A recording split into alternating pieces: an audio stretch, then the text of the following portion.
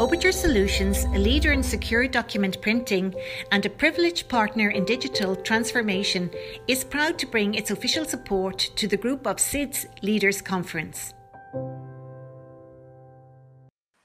Excellencies, ministers, honoured officials from the international agencies, ladies and gentlemen, a very warm welcome to this second meeting of the Group of Small Island Developing States Leaders, otherwise known as SIDS.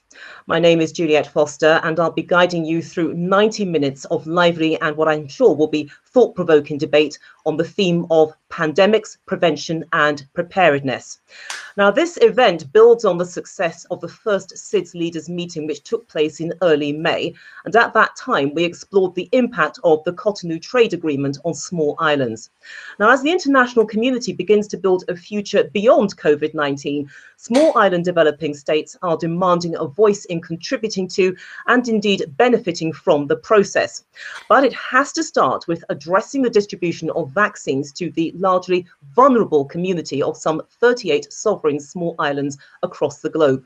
Now, to put this in perspective, a recent policy brief by the United Nations Department of Economic and Social Affairs reported that the number of COVID-19 related deaths per 100,000 people was actually higher in SIDS compared to other developing country groups and regions, and I'm including within that LDCs and LLDCs. So from the UN to the World Bank, from the EU to the various NGOs, the pandemic is seen as having not only magnified the vulnerabilities of SIDS, but has also faced them with stark choices that have the potential to cause long-term economic and social damage. A 2020 UNCTAD report found that SIDS experienced a GDP fall of 9% compared to a 3.3% decline in other developing countries. At the same time, only 6% of COVID-19 related spending for developing countries was spent on small island developing states. That's an increase of 2% from August 2020. Well, the result of this is that COVID-19 is stretching national budgets to breaking point, with SIDS having to choose between paying off external debts or preparing for another pandemic or even the next tropical storm.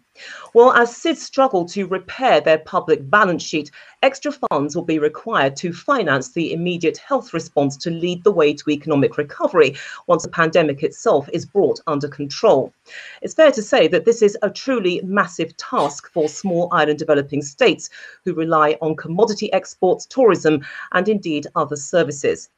So today we're going to explore whether the international community and transnational organisations recognise the enormity of the challenge and whether we're doing enough to help. And what about the vaccine programme? COVAX, the body responsible for making vaccines globally available, has approved another $775 million to fund the delivery of the COVID-19 jab to lower income countries over the next 2 years. Does it go far enough? And how much of a difference will it make realistically? Well, to debate these issues, I'm delighted to say that we have a distinguished panel of experts. They each have an allocated amount of time to give a speech outlining their position, after which they will be asked further questions. And I'd like to stress at that time that it is important for all of you to stick to the amount of time that you have been given, as there is quite a lot of ground that we have to cover in the time available. Also as well, if you could mute your microphones when you're not using them, that would also be very helpful. Now, before we hear those speeches, I would like to call to the floor the co-founder of this SIDS group, His Excellency David Doyle. He is the ambassador of St. Kitts and Nevis, and he's going to share his opening thoughts and indeed some warm words of welcome. So, Excellency, the floor is now yours. Thank you, Juliet. Excellencies, distinguished guests, welcome to this Global SIDS Leaders event devoted to pandemics and its implications for small island developing states. Now, this is the second such event which brings together leading experts from the European Commission, the UN family of organizations, multilateral and bilateral organizations, along with senior ministers from the small islands to debate critical strategic issues about the future stability of this particular community. SIDS makes up something like 38 sovereign states scattered across the globe, from the Caribbean to the Pacific, from the Atlantic Ocean to the Indian Ocean, representing some 20% of the UN membership. It was with a view to giving these particular small islands a more assertive voice at transnational level that the GSL was initiated by the governments of St. Kitts and Nevis, the Solomon Islands, Dominican Republic, and the Seychelles earlier this year to fulfill this ambition. The GSL platform enables these small islands to articulate their strategic vision at transnational level on strategic issues such as the one we're going to discuss today, a damaging pandemic and inflicting huge economic hardship on islands with limited institutional capacity to respond. In collaboration with my co-founding partner, Ambassador Jean-Paul Catteron from the Solomon Islands, we will be rolling out future GSL thematic debates in the next couple of months on social, economic, and financial policy areas affecting SIDS. But let me leave you with one simple thought. Despite representing 20% of the UN membership, the remoteness of these small island developing states, their size, their limited institutional capacity, means that sometimes they struggle to get their voice heard at bilateral and multilateral fora. So ultimately, the GSL initiative seeks to inscribe SIDS' strengths, weaknesses, opportunities, and threats at the heart of the global development agenda, and allows SIDS to become an integral part of the solutions to the big issues that we are trying to tackle globally at the moment, whether it be climate change or combating this pandemic. Allow me in conclusion to thank the sponsors of today's event, Aubetoir Fiduciaire and its president, Nicholas Koudros. Enjoy the event. Thank you. Ambassador Doyle, thank you so much for that. What I'd like to do now is to introduce Maria Helena Simodo. Now, she is the Deputy Director General of the FAO, that is the UN Food and Agriculture Organization. She's also held several key positions in the government of the small island state of Cabo Verde, including Minister for Fisheries, Agriculture and Rural Affairs, as well as coordinator of the Permanent Interstate Committee for Drought Control in the Sahel. Now, unfortunately, she can't be with us, but she has sent this pre-recorded message. So this is the message from Maria Helena Simodo.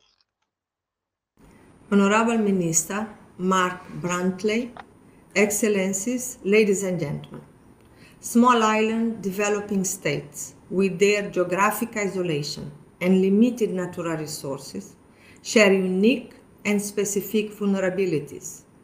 Being from Cabo Verde, I know this firsthand. Small island developing states, or SIDS, are more vulnerable to natural disasters and climate change impacts, rely heavily on food imports and suffer from high rates of both obesity and undernourishment, all of which take a heavy toll on national development efforts and results in complex food security and nutrition challenges, and all significantly worsened by the COVID-19 pandemic. The Food and Agriculture Organization of the United Nations works closely with small islands developing states to ensure more efficient, inclusive, resilient, and sustainable agri-food systems. Let me share a few examples. In 2017, to implement the Samoa Pathway, FAO launched the Global Action Programme on Food Security and Nutrition in SIDS. Through our interregional initiative, we work with SIDS partners and donors to create enabling environments for food security and nutrition, to support sustainable, resilient, and nutrition-sensitive food systems, and to empower people and communities to lead healthy and productive lives. Currently, 8 Cs have joined FAO's flagship hand-in-hand initiative to accelerate inclusive and resilient agri-food systems transformation and promote sustainable rural development. Such support is particularly important for SIDS, who often have limited national capacities and international assistance. We hope to get more SIDS on board. Fisheries is a major food and income source for many small island states. That's why we are promoting blue transformation, which can amplify the unique benefits of aquatic foods for food and nutrition security, livelihoods and trade through sustainable ecosystem management and efficient, viable and inclusive blue value chains. To improve nutrition, FAO is helping small islands develop and implement national food-based dietary guidelines, one of the game-changing solutions highlighted in the upcoming United Nations Food Systems Summit. As seeds are particularly vulnerable to climate change impacts, FAO's work focuses on improving their resilience, livelihoods, and health.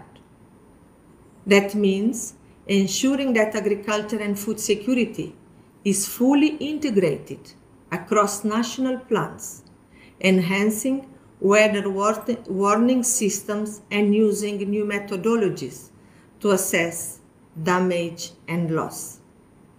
With increasing global urbanization, FAO's Green Cities initiative aims to improve the lives of urban dwellers with greater access to products and services provided by green space and greener lifestyles. Given the unique needs of small islands, we will develop a specific program for seeds. We cannot ignore the role of women, who represents 52% of the agricultural labor force in seeds and are essential change agents to ensure the shift to more efficient and climate resilient agri-food system. Gender equality is essential for developing sustainable tourism and agribusiness in seeds.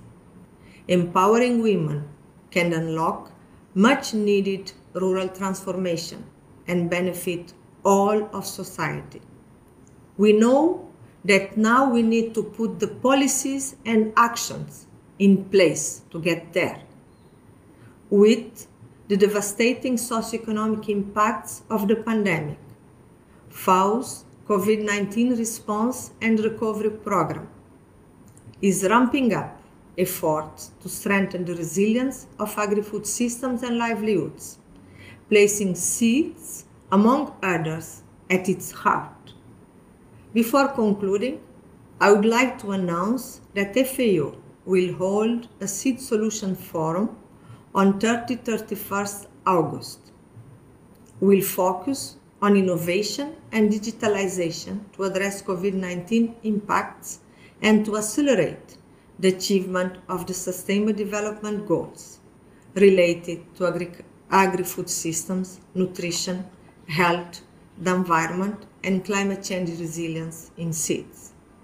I invite you all to participate. Together, we can help small island development states build back better. Thank you. That was Maria Helena Semedo of Cabo Verde. She is the Deputy Director General of the FAO, that is the UN Food and Agriculture Organization. Important date there for the diary, the forum on the 31st of August for SIDS State. All I can say now is have a wonderful afternoon, what remains of it, and I hope to see you again very, very soon. And to all of you, please stay safe. Oberger Solutions, leader in secure document printing and a privileged partner in digital transformation, was proud to bring its official support to the Group of SIDS Leaders Conference.